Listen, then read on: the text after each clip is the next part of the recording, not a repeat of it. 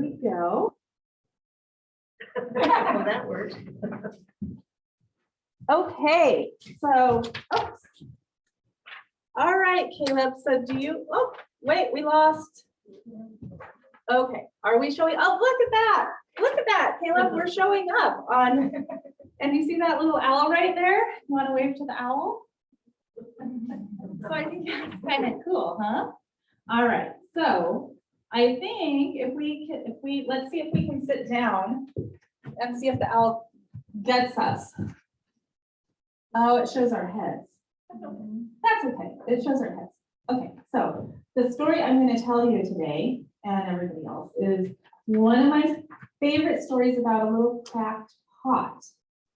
And this little cracked pot was used for a lady who used to fill the cracked pot up and walk from the water to bring it to her home. And every day she would fill the pot up with water and she'd take it to her home to use the water. And the little cracked pot had a secret. Do you know what the secret is?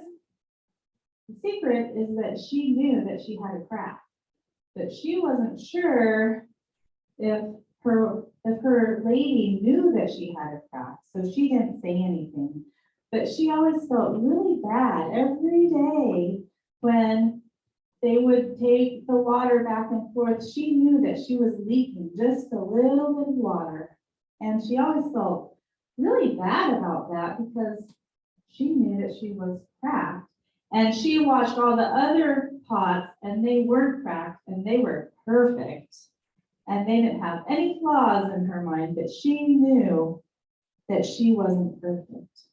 And so she, for a long time, kind of just didn't say anything. And then one day she said, maybe I should say something to my lady.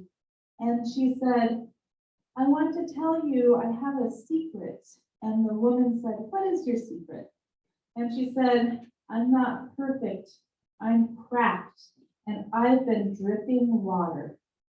What do you think might happen when you drip water?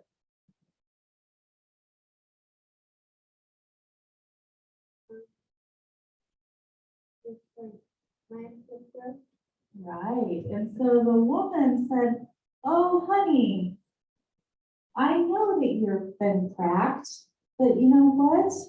Have you ever looked down along the path to see what happens when you've been dripping your water? And the little pot for the first time looked down, and what do you think the little pot saw, Caleb? Right, the little pot saw different plants and different flowers, and a whole garden had grown. And she had been all of this time watering and nurturing this little garden, and it was perfect. And yet she never knew that in her imperfection, everything turned out to be just like it was supposed to be. And that is the story of the cracked pot. And let's look at ourselves. We're still there. Yay. So the owl works. So, all right. So today you get to go back with your grandma. But next week we'll be seeing you downstairs again, okay? All right.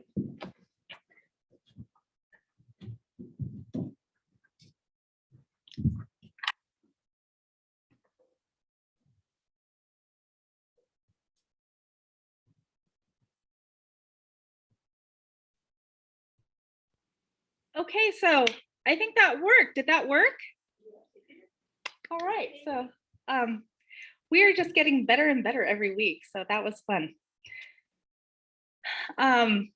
So our meditative words today come from Matt Kahn.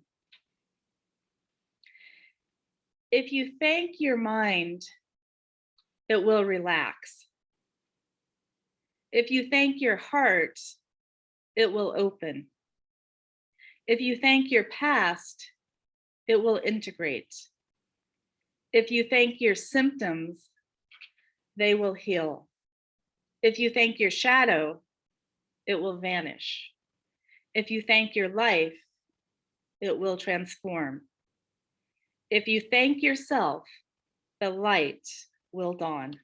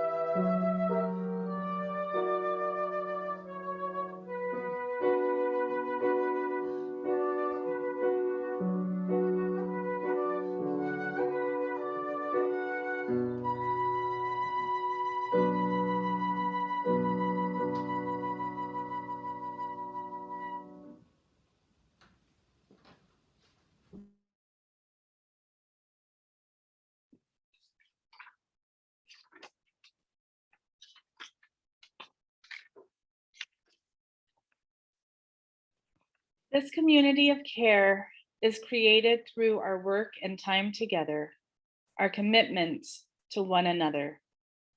This is our covenant, to walk together in loving fellowship, to share our hopes and values. As we pass these baskets, we thank you for your generous gifts, which support the work of this religious community and Unitarian Universalism in the world at large. With hearts of gratitude, we will now receive today's offering.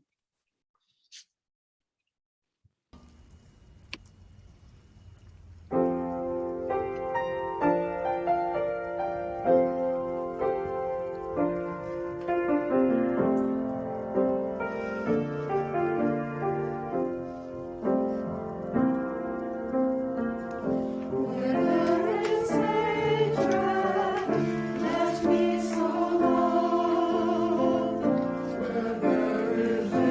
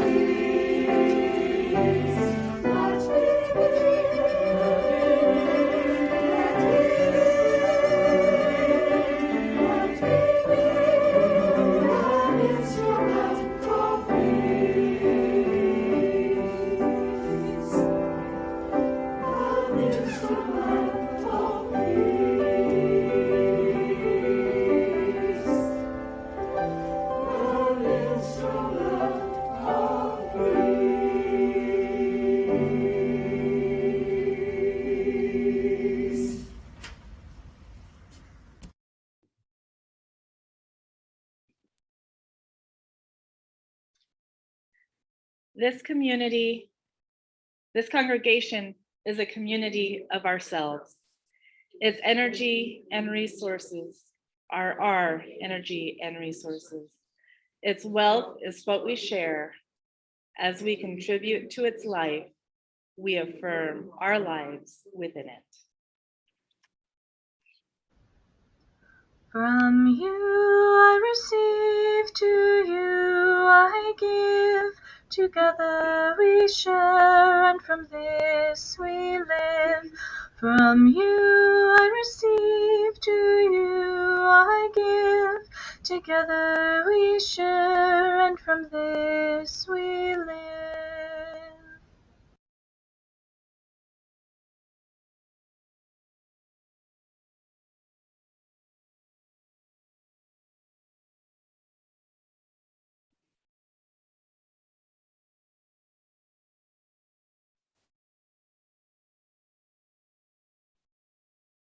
There was once a little fish who was trying to find the ocean. "Excuse me," said the little fish. He went to an older gentleman, a bigger, larger, wiser fish. "You are older than I, so can you tell me where to find this thing called the ocean?" "The ocean," said the older fish, "is the thing you are in now." "Oh, this? But this is water. What I'm seeking is the ocean," said the disappointed fish, and he swam away to search elsewhere. Today, I titled this sermon, Embracing Wholeness. And when you think about wholeness, it's a pretty large concept. What is wholeness? It's kind of like, well, what is love? You know, it's a big umbrella. And so what I wanted to do is, instead of taking a macro view of wholeness, I wanted to take a little micro view of wholeness and talk about one element of what wholeness entails. And trust is one avenue of wholeness. And it too is such a large word. How many of us at some point in our lives have ever thought or said or actually received the phrase, "Well, you've lost my trust"? What does that actually mean? Trust, if you think about it, is very encompassing. So when we say, you know, I like that person, but I don't really trust her. What have we ever stopped to think about what it is we're actually trying to communicate when we say, I can no longer trust her? And so Brene Brown gave this wonderful 24-minute talk on Oprah a while ago, and we shared this video at our leadership retreat a few weeks ago. And I wanted to share with you all today, her basic concepts. And at the end of the service, I will go ahead and give you the link, because she actually does a much better job of describing this in her own words. But she breaks trust down into 7 subcategories. And I have found it in the last few weeks since I watched it with the leadership team, I realized I've been thinking about these 7 things so many times in so many different ways, and I didn't realize how helpful it was to be able to really have a deeper understanding of the word trust and what that means when we're talking about trust. And so I'm going to share this with you today, but this is why sometimes we can feel like we have broken trust with somebody, but we can't really articulate why. And if we can look at one of these 7 subcategories, it might help us be better able to articulate what's going on for us and then communicate with the person we're in relationship with to say, this is why our friendship, our relationship, our system is not feeling whole right now. So she came up with a nice acronym for trust, and she calls it BRAVING. And in general, BRAVING stands for boundaries, reliability, accountability, vault, integrity, non-judgment, and generosity. And I added and or grace. And so I just want to go through these 7 concepts with you today. And like I said, this is not a sermon that I get credit for because this is pretty much Brene talking about this, but I have found it really, really helpful. And so her first word for what we need if we're going to have trust with somebody is we have to have boundaries. And we have to know where we end and where we begin, where the other person ends, where the other person begins. This can be in a system. It can be in a work setting. It can be with families. It can be in partner relationships.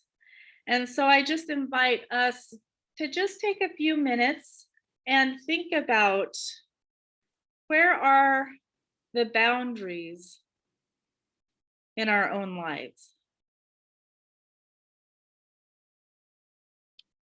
Do you have good boundaries? At home, at work? Are your boundaries clear? Are they articulated? Do people know what they can expect from you? And do they trust that if they cross one of your boundaries, that you will let them know? Do you even know when somebody has crossed one of your boundaries? If so, do you have practice communicating that and naming that? If not, is this something that you might be willing to incorporate into your life in a new way that might help you bring health to some of the areas of your life?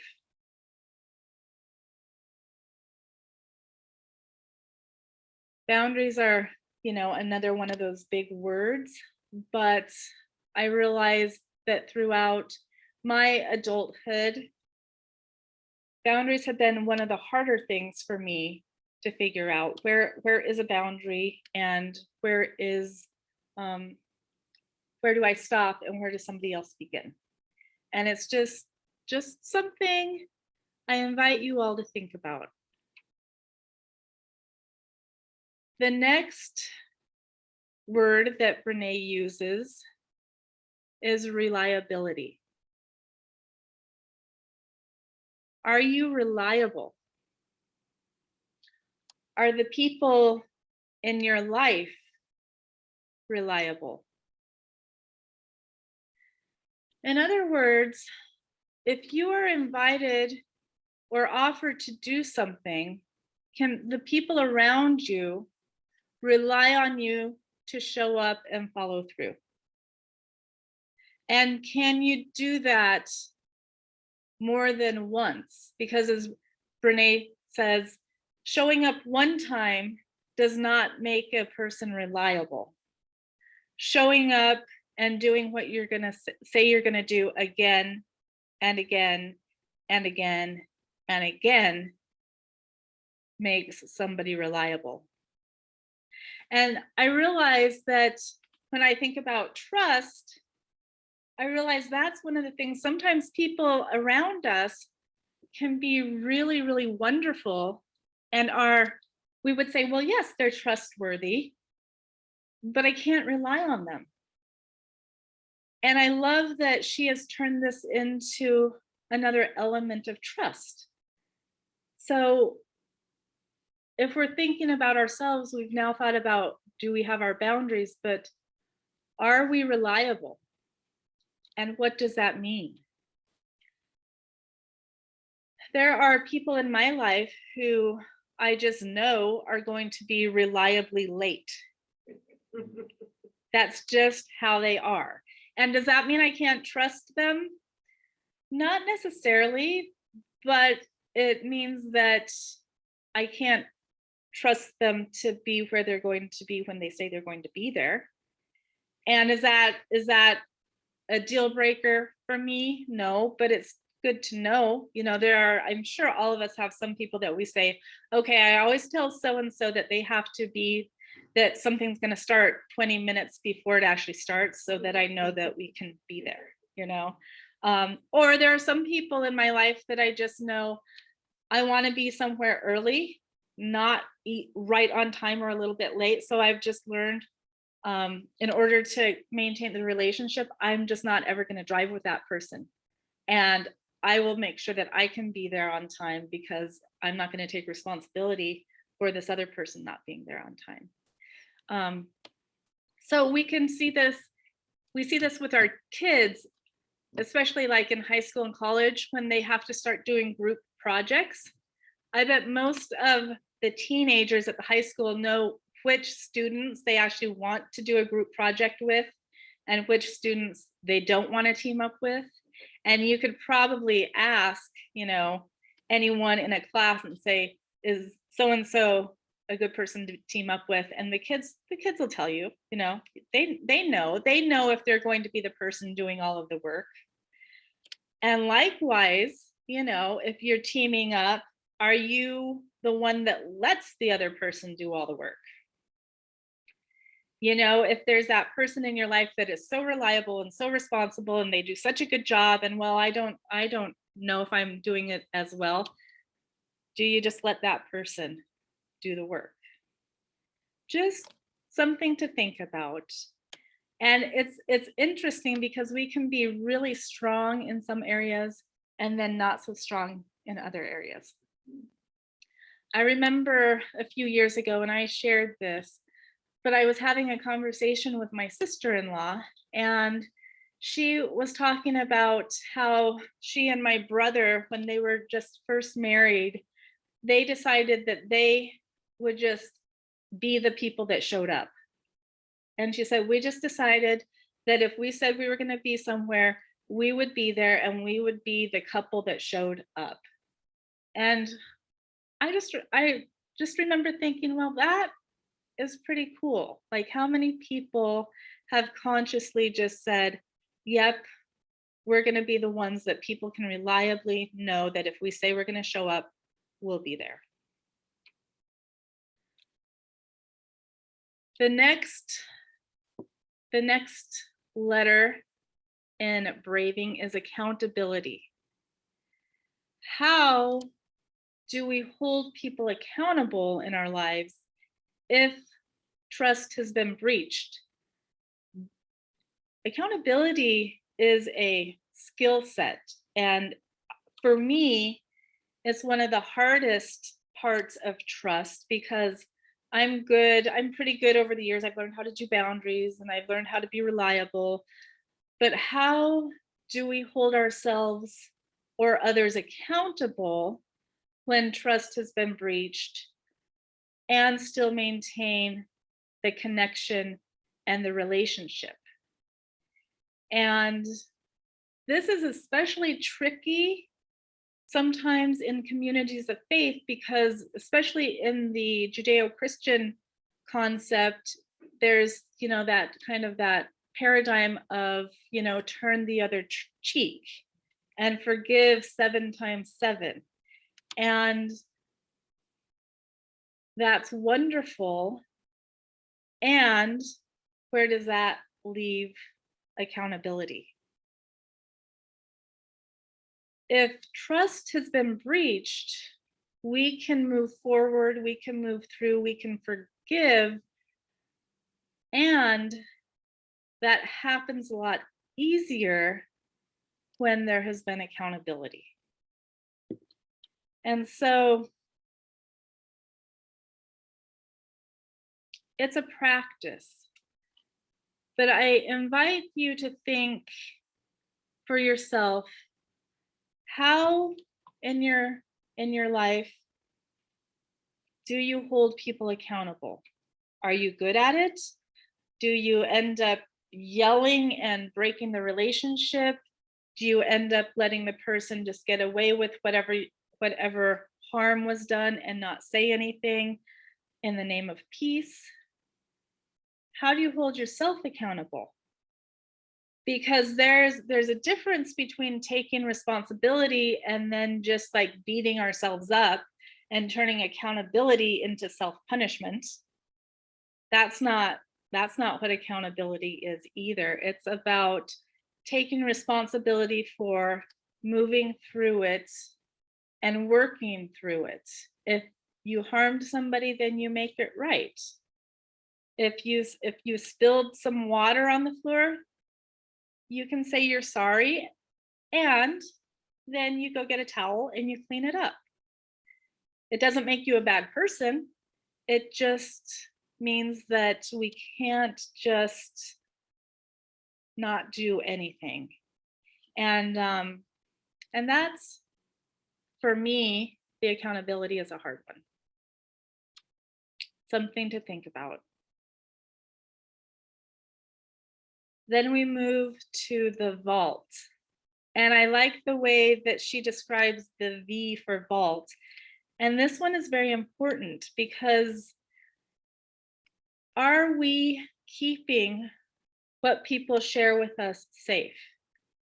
And somebody might confide in you and you keep that safe. But what Brown talks about is that sometimes there's that other side of the vault, that if you are talking about somebody else, even though you're holding the confidence of this person, if you're talking about this person probably isn't going to trust you, because if you're willing to talk about this person, how do you know that you're not going to be talking about her? And so I see this a lot on social media. And we have a neighbor who I don't know very well, but I like a lot. And really, I know her mostly through Facebook because, you know, neighbors don't always talk very much anymore. But what I've found is that by being her Facebook friend, I now know that she has a lot of video cameras and Ring doorbells around her property. And she is constantly posting pictures of things going on in her neighborhood. And she is also often complaining about the neighbors on each side of her. Luckily, I'm not one of those neighbors, and I'm actually not across the street. I'm down enough that I don't think we're in her line of cameras.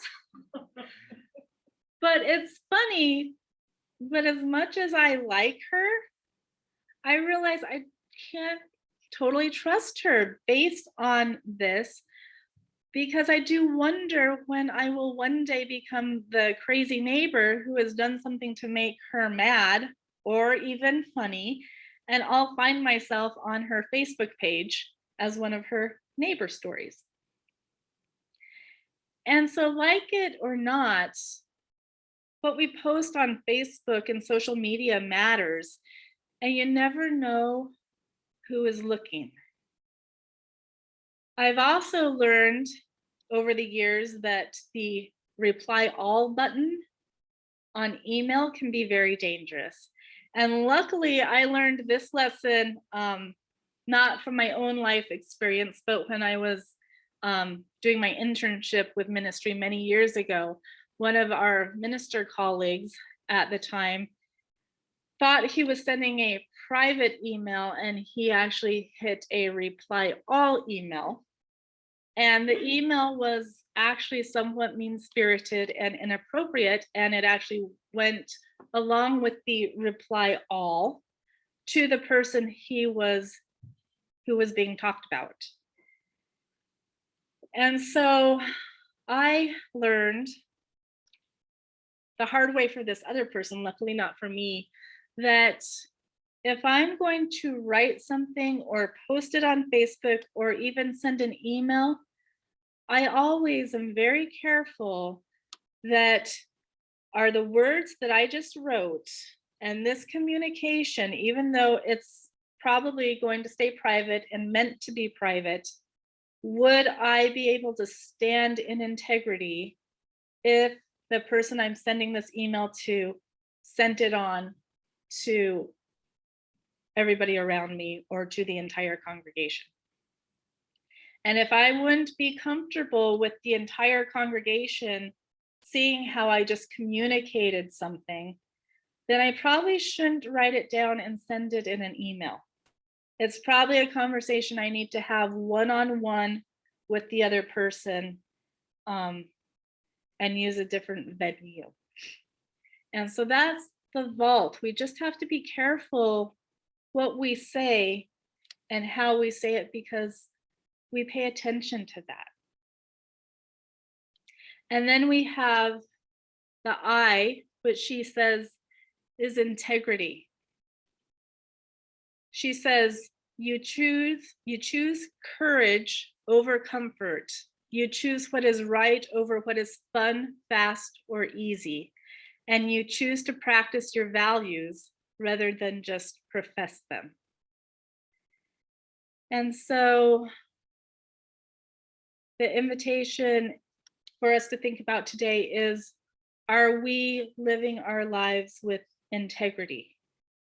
Are we standing in our truth and being willing to say, this is who we are and what we stand for, and do the right thing, even if it's hard, or even if it's not popular, or even if people around us might say, this isn't who we are, and walk away? That's hard. But at the end of the day, we have to be able to be comfortable with ourselves and stand in our own truth and be okay with that. And that is hard, especially like I kind of talked about last week. This is a hard time because people are coming up with different versions of what their own inner truth is. And that's okay. It's about taking the time to figure out who you are, what you believe, what you're willing to stand for, what you do stand for, and willing to name and articulate and stand in that. And then be okay if somebody else goes through that same process and ends up standing over here. Somebody standing over here and somebody standing over here doesn't make either person wrong if they've gone through their own inner sense of truth.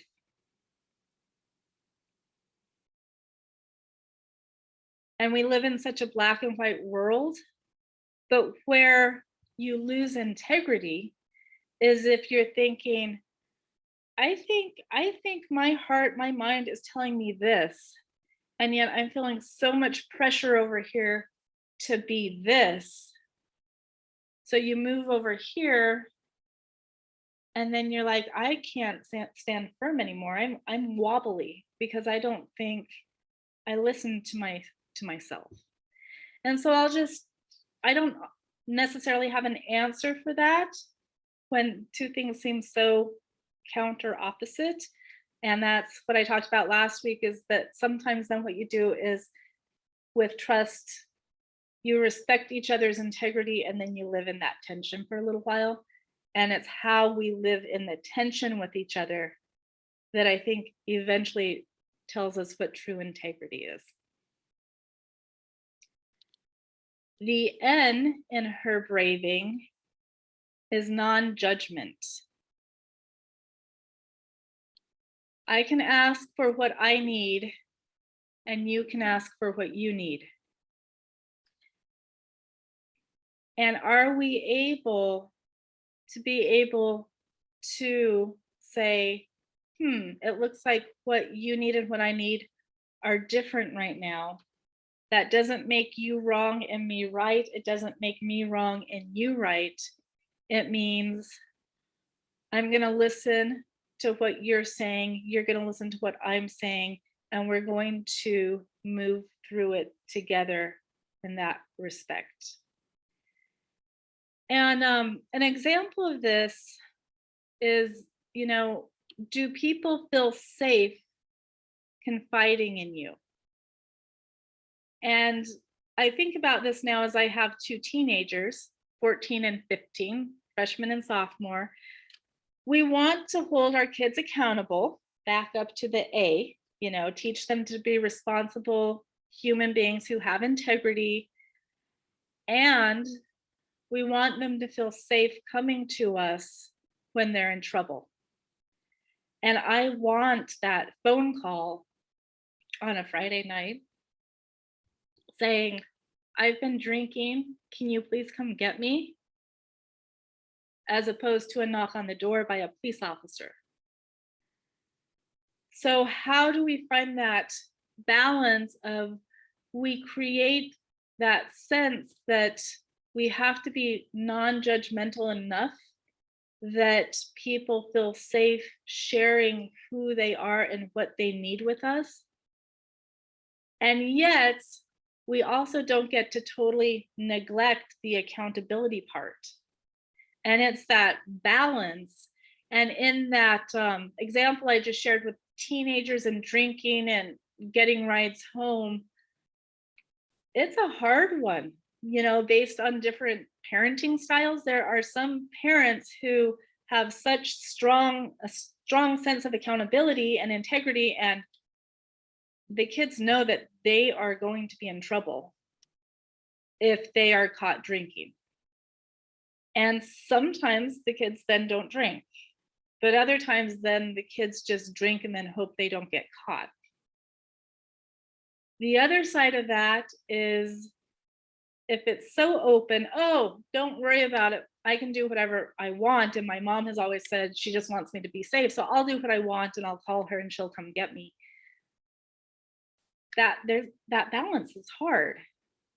And I, as a mom, don't totally have that figured out, but we do want to know how to hold people accountable, but we also need to be a safe place for them to make mistakes and be able to say, I still feel safe around you and I feel safe confiding in you.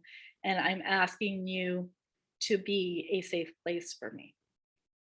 So that's the non-judgment. And then the G, the final one, generosity. And like I said, grace, because I like the word grace, is assuming the best intention and extending the most generous interpretation of the other's thoughts, words, and actions. If we can begin a conversation with both people assuming the best about the other's intentions, it helps to open up the dialogue. If we are assuming the worst about another or they us, the communication is much more difficult. And so, and that's where we have to be willing to offer another person a little bit of grace. And what I mean by grace is just understanding that none of us are perfect and that, I've been there, I've done that, I can see your side. Might need to hold you accountable, but I'm still going to keep you in the relationship. So for me, that's generosity and grace. And I think, at least for me, like I said, I wanted to share this with all of you today because since I watched that video about a month ago, I've been thinking about these things a lot, and I feel like I have a better vocabulary now to articulate what's going on when I feel like, oh, I just don't trust that. Oh, no, it's okay. This person, like my neighbor, I trust her in every other way except for the vault, right? Somebody else, oh, I trust this person in every way except, oh, that's why I feel a little off with her. She's not reliable. She's always late. Or, this person, oh, I know what's going on. I can't feel totally comfortable sharing who I really am because I can't trust that there won't be that non-judgment. If I share what's really going on with me, I'm pretty sure I'm going to be judged. And none of us are perfect. It's kind of a scale, but it has helped me figure out, what am I thinking right now? Where am I? And also for me, am I braving right now? And do I have clear boundaries? Am I being reliable? Do I need to hold myself accountable for something, for not communicating clearly or something? Am I being a vault? Am I a safe place to come to? Am I living and making decisions in integrity? Am I non-judgmental in the way that somebody can share who they really are with me? And am I assuming the best intentions about those people around me? And do I trust that other people are assuming those best intentions about me? And I just invite us to think about that a little bit. In the chat, I can type some of that in. I'm not looking at Zoom right now, so somebody may have typed that in for people. But I invite you just to think about these 7 concepts in relation to wholeness and trust. And I'm going to just close today with some words from Thomas Merton, who said, "There are only 2 things people can do about the pain of disunion with other people. They can love or they can hate." And I'll let us just think about that, and what does trust mean?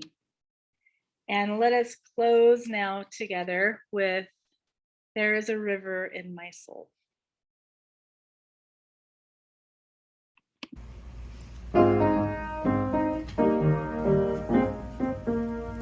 There's a river flowing in my soul.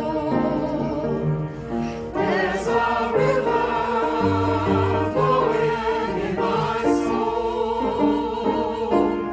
And it's telling me that I'm sorry.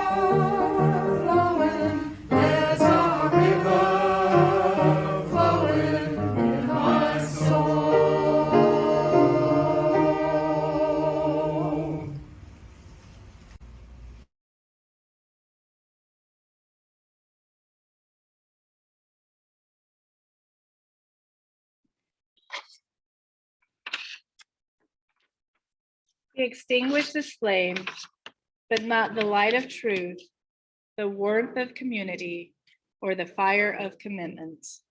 These we carry in our hearts until we are together again. Peg, if you're there, will you sing us out? Go your way in peace, wander as you may. Blessed is the path you take, may love guide you on your way.